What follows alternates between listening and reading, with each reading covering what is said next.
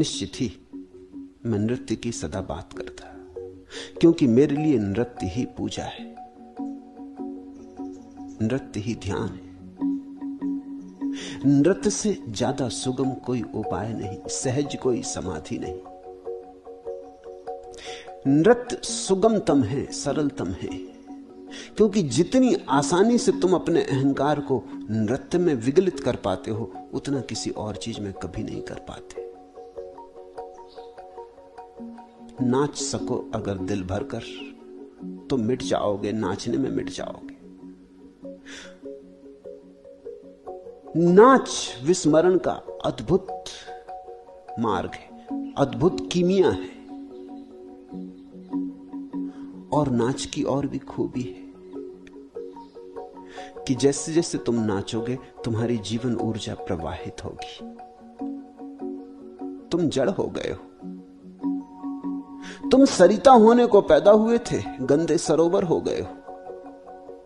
तुम बहने को पैदा हुए थे, तुम बंद हो गए हो। तुम्हारी जीवन ऊर्जा फिर बहनी चाहिए, फिर झरनी चाहिए, फिर उठनी चाहिए तरंगे, क्योंकि सरिता तो एक दिन सागर पहुंच जाती है, सरोवर नहीं पहुंच पाता। सरोवर अपने में बंद पड़ा रह जाता। इसलिए तुमसे कहता हूं, नाचो।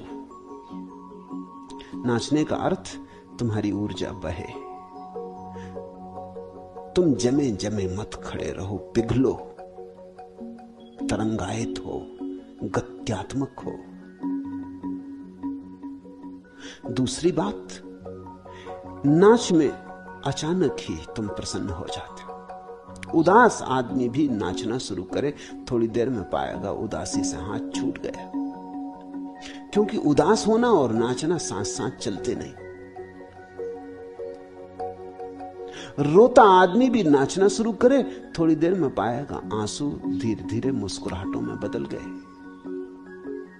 थका मांदा आदमी भी नाचना शुरू करे, शीघ्र ही पाएगा कि कोई नई ऊर्जा का प्रवाह भीतर शुरू हो गया। नृत्य दुख जानता ही नहीं, नृत्य आनंद ही जानता है। इसलिए तो हिंदुओं ने परमेश्वर के परम रूप को नटराज कहा है। कृष्ण को नाच की मुद्रा में ओंठ पर बांसुरी रखे, मोर मुकुट बांधे चित्रित किया है।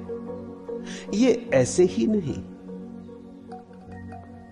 अकारण ही नहीं, ये सारा जीवन नाच रहा है। जरा वृक्षों को देखो, पक्षियों को देखो, सुनते हो ये पक्षियों का कलरव? फूलों को देखो, चांतारों को देखो, विराट नृत्य चल रहा है, रास चल रहा है। ये अखंड रास, तुम इसमें भागीदार हो जाओ। तुम सिकुड़ सिकुड़ के न बैठो, तुम कंजूस न बनो, तुम बहो। पूछा है तुमने, नृत्य कब घटित होता है? नृत्य तब घटित होता है जब नर्तक मिट जाता है। नृत्य तब घटित होता है जब नाच तो होता है, तुम नहीं होते, नाचने वाला नहीं होता, याद ही नहीं रह जाती।